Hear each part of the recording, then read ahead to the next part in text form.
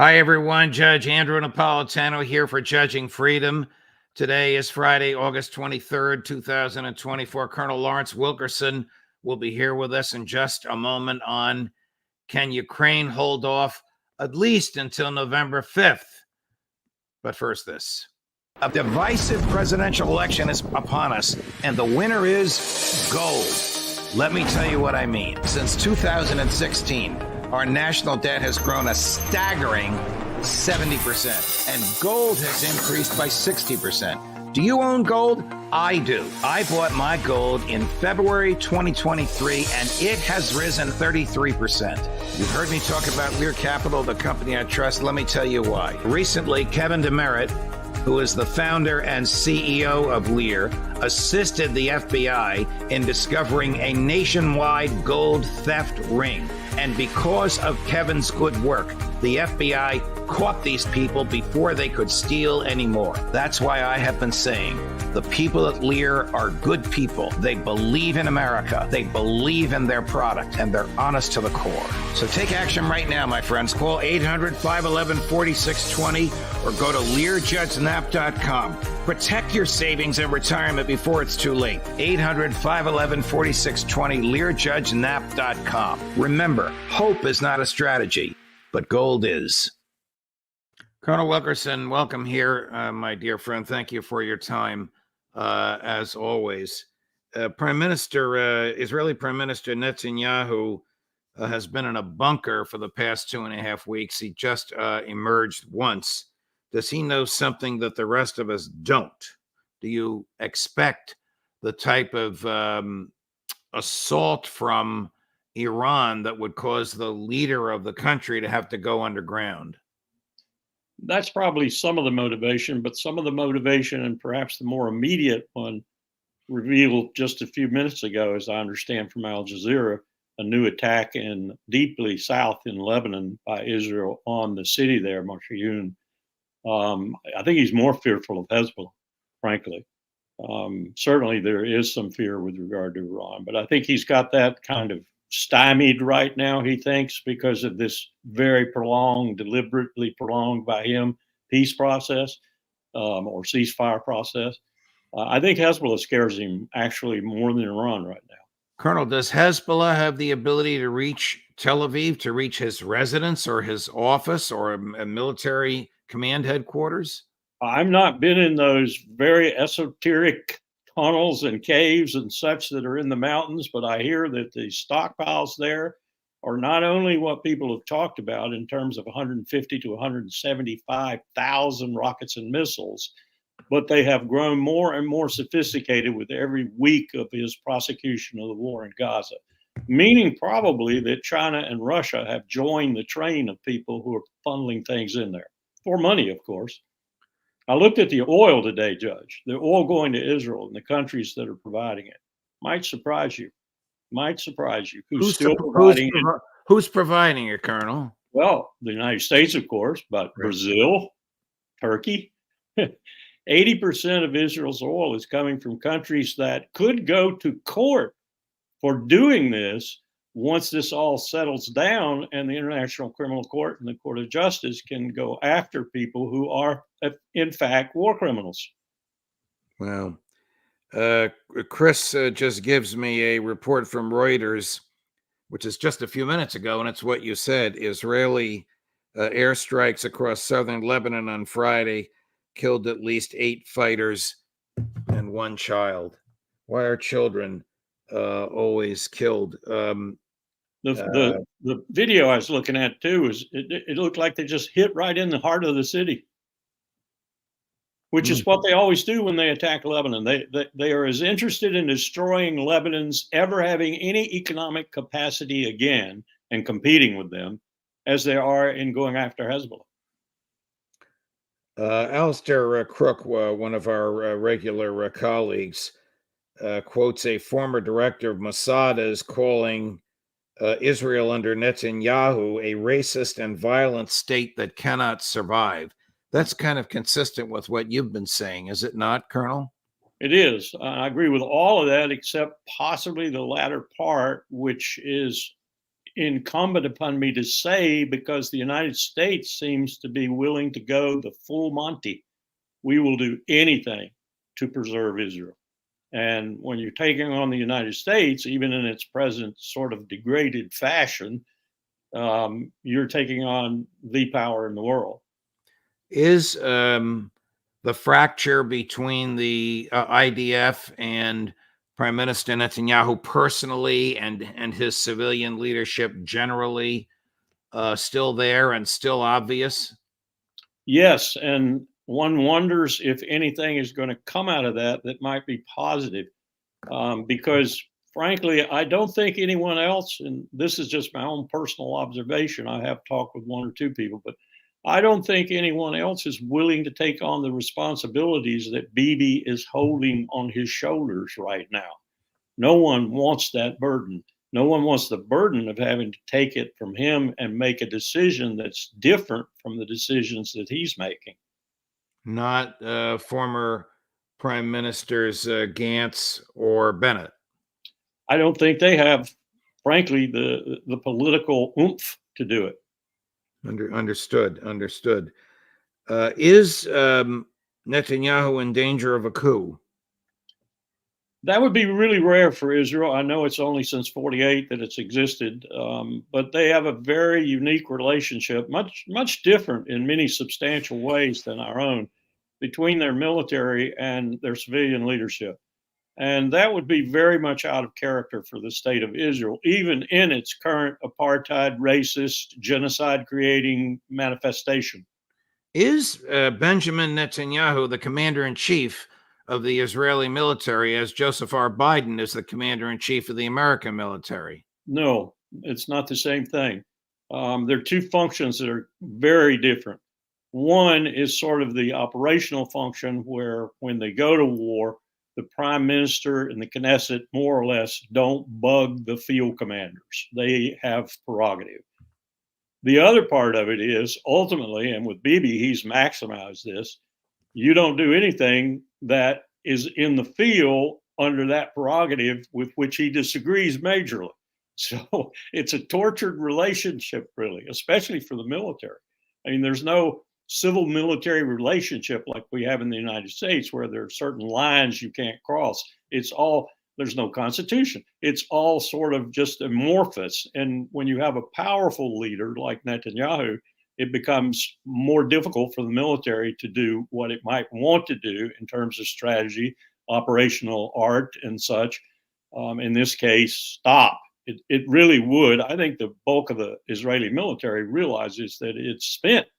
It's done its thing. And if Hezbollah really is coming on, or Iran is coming on, or any other power is going to enter this fray, they're going to have a real hard time holding on. And they're going to have to beg the United States essentially for help. And help means substantial help.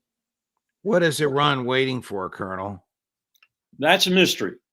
I thought they'd take a long time. Remember, we talked about the Sicilian. Yes, but did you think it would be this long? Yeah. It has probably to do with the immediate ceasefire, peace talks, whatever you want to call them, which are looking more and more like they're Netanyahu and Blinken negotiating with one another than anything else. They're waiting to see if there is anything going to come out of that. And they probably are planning in a way that they hope, and this is a very difficult hope to fulfill, mind you, isn't detected by Israel.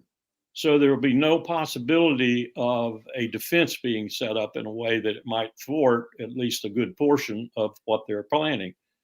So that takes time and that takes effort. And it also probably is a lot of dissension and yelling and screaming back and forth, particularly between the leaders of the IRGC as to what they're going to do. How good is intel on Iran? Does Mossad, does MI6, does CIA know what they're up to? Normally they do, especially Mossad, but this would be a very special effort by Iran after having studied much of what Israel has done to this point. And I go back to when the Germans conducted their counteroffensive in the winter of 44-45 in the Ardennes, and Hitler actually restricted all communications. They could not go over anything Ultra would intercept. They could only go by motorcycle, by truck, by car, by pigeon, you name it. That's the way he communicated. And that's why the counteroffensive was so successful initially, because we did not think it was coming. I think the Iranians would be doing something like that, and that takes time. Switching over to Ukraine, were you surprised to see Indian Prime Minister Modi embracing Ukrainian President Zelensky? I mean, India's in BRICS. India is a mainstay of BRICS. What does Vladimir Putin think when one of his BRICS buddies is kissing Zelensky? Good question. But I will say this, Modi plays both sides of the street. He's a very astute leader. I don't like his persecution of the Muslims in India. But he's a very astute leader in terms of making sure that India's bona fides are protected everywhere he goes. And he's going to maintain relationships on both sides of the street until it becomes very apparent the street is owned by one power or the other. Well, isn't it apparent that the street, to continue using your analogy, is not owned by President Zelensky, that he'll be succeeded in Kyiv by someone who will surrender to the Russians? Absolutely correct. But it is still owned in part, at least, by the United States of America. And Zelensky is owned by the United States of America until the election. Until the election. Well, right, until the election. I mean, here's the bottom line. And we're going to get to Kursk in a minute, and maybe that's the reason for this. Can Ukraine hold out until after November 5th? That's becoming a huge question. I saw the stats up on the upper part of the line, and they are losing so many soldiers right now. At any moment, they could cave. They could cave, and Russia could pour through. Now, I don't think Russia wants to pour through. I listened to Putin very carefully. He laid it out. He said, Donetsk, Zaporizhia, the two republics up there, and then the other two, Kherson and what's the other one? I can't think of it. Donetsk. Those places, those regions will have to have no Ukrainian troops in them whatsoever. That's the first requirement for a peace conference. He's almost succeeded in that already. That's what he's looking for. And second, no possibility of Ukraine being a member of NATO. Right. And when that happens, and you announce that the last Ukrainian soldier has crossed that line in the sand, so to speak, and gone back the other way, I'm sitting down with you. You can't be more explicit than that. That's what he's been saying all along, but this was truly graphic. Colonel, given the level of corruption and instability and absence of democracy, why would NATO want Ukraine as a member? That's been a question all along. But Judge, when Powell and I were talking about it, when Kissinger was talking about it with us, when others were talking about it with us, thought Brent Scowcroft, who thought it was a tragic era to expand NATO, we asked the same question about Albania, Montenegro, and other countries that we said those are the stomping grounds of empire for 1,000 years. They never have settled their grudges with their neighbors and such, even to a certain extent, Poland. Why on earth are we taking on Article 5 guarantees for these countries? And the only answer we could come up with was money. In what respect? Money to NATO? Money for the military contractors selling all the apparatus that they wanted to sell. This is what Bill Clinton set up. 94, I think it was. He set up this commission, mostly manned by military contractors, to determine whether NATO should be expanded. And of course, they said, oh, good idea. I'm going to change the subject matter because of your reference to military contractors. Chris, do we have the lover of peace and the blowhard ready to go? That would be cut number 10 when I call for it. This is a different subject matter. This is a different time period. Blowhard must be Lindsey Graham. Close. This is 2013. You'll know exactly who these two are the minute you see them. I want you to listen to the last 3 words that the lover of peace uses at the end of this clip. I think you will enjoy this. Cut number 10.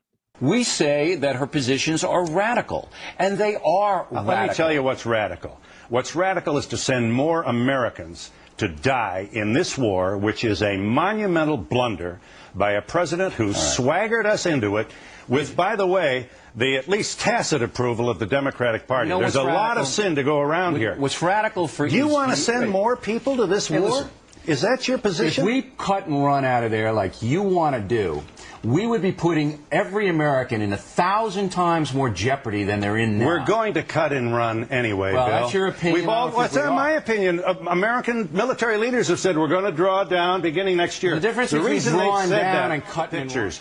Now listen. You wouldn't send your children to this war, Bill. My nephew just enlisted in the Army. You don't know what the hell you're talking about. Very good. Congratulations. Yeah, and you ought to just walk away. How many more young men and women are you going to send to have their arms and legs blown off this is so that you can be tough terror. And point at people in a kind of cowardly way? And they knew that, first of all, only Congress can declare war. Why is that unimportant to you, Billy? Listen, why can't you become the patriot that your loud voice proclaims to be and stand behind the Constitution and insist that we never go to war again without the approval and the consent of the United States? Poorly planned and poorly executed, but Bill O'Reilly wants to send more kids to fight and die.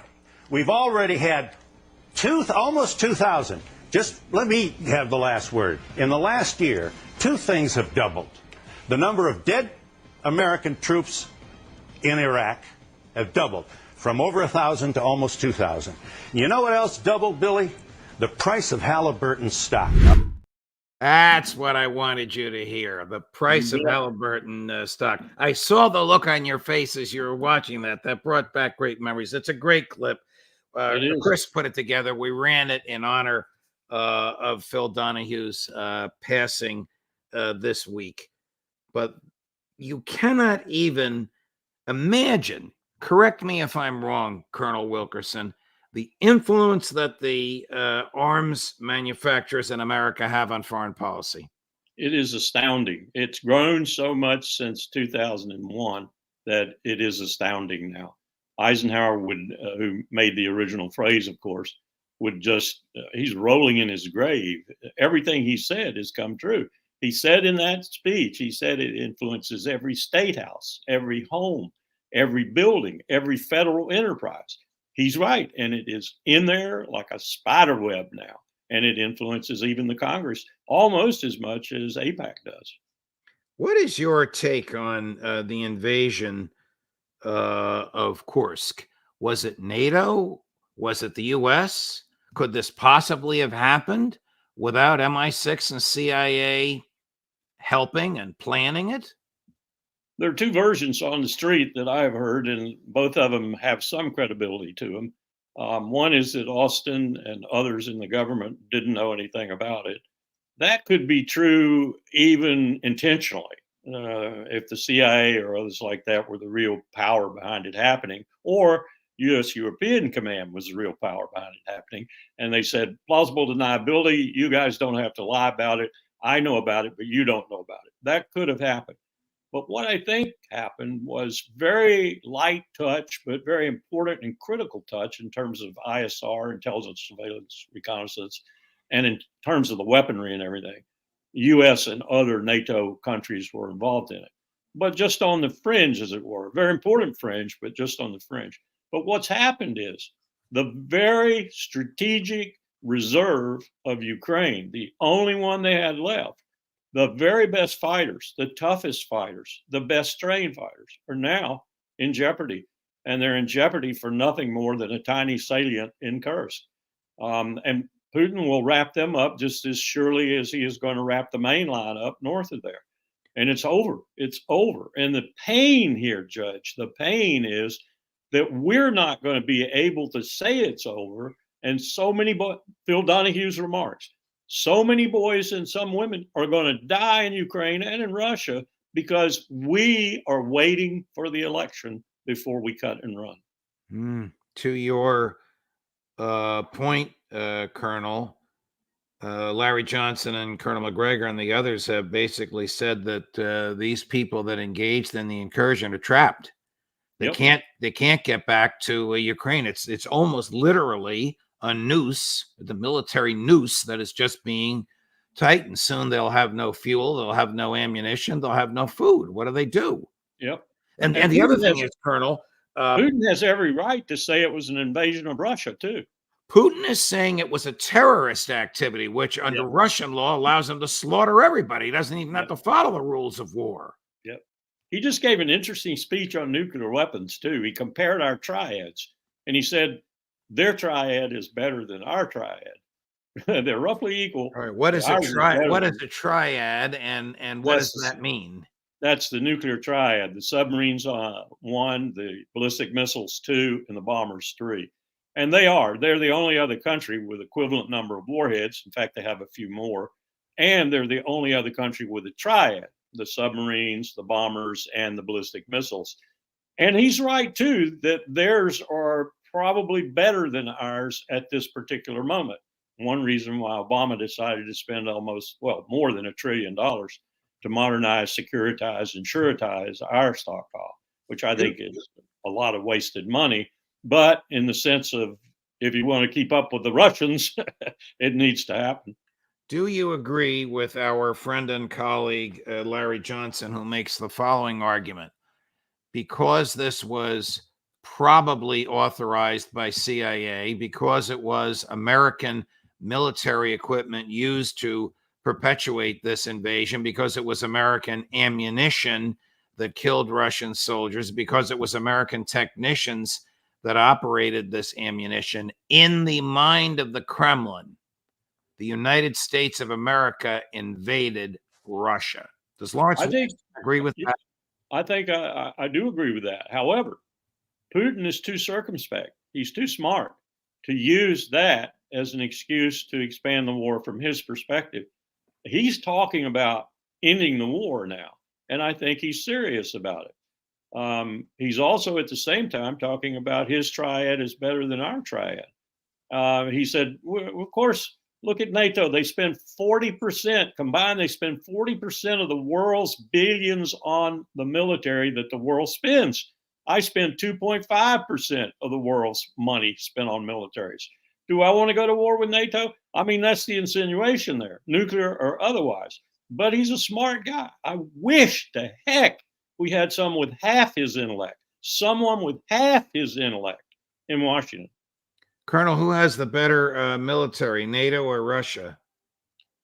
That's a debatable question in many respects. Anytime you're fighting with 32 countries and you're fighting with maybe 6 of them who really wield anything worth a damn, you've got problems. You've got coordination problems. You've got interoperability problems. And don't talk to me about 50 years of NATO and all that, because you just have problems when you're fighting with allies. So that's the first detriment for NATO that Russia doesn't have. Second, Russia's fighting essentially for its existence. The main power of NATO, were we to go to war on European soil, is not fighting for its existence necessarily. It can always pull in and go back across the Atlantic, and the Europeans know that. So it's a different situation that you're looking at there. But I agree with Putin that I don't want a war. If I were Putin, I don't want a war with NATO, because there's no winner. There is no winner of that war. There's just ultimate destruction. Colonel Lawrence Wilkerson, a pleasure, my dear friend. I love these Friday afternoons with you. I know this is posted and people are going to be watching it over the weekend. But it's a destination for my intellect, being able to pick your brain. Thank you very much, sir. Look forward. Can I make one more comment? Sure, absolutely. Just one more comment. Powell and I used to talk about in private quarters, we used to talk about Israel's lawyer. And Israel's lawyer was Dennis Ross. Think about all the things that happened that Dennis influenced, for example. Now we're talking about Anthony Blinken being Israel's lawyer. Well, I don't know if you saw it on this show, but Professor John Mearsheimer refers to Secretary Blinken as Netanyahu's lawyer. Well, yeah, Israel's lawyer, Netanyahu's lawyer. That's even better. That's more precise. Yes. And it's more of an in your face. Thank you, Colonel. All the best. Have a great weekend. We'll see you next week. You too. Bye-bye. Wow. Coming up, the aforementioned Larry Johnson and Ray McGovern at 3:45 Eastern, the Intelligence Community Roundtable. Judge Napolitano for Judging Freedom.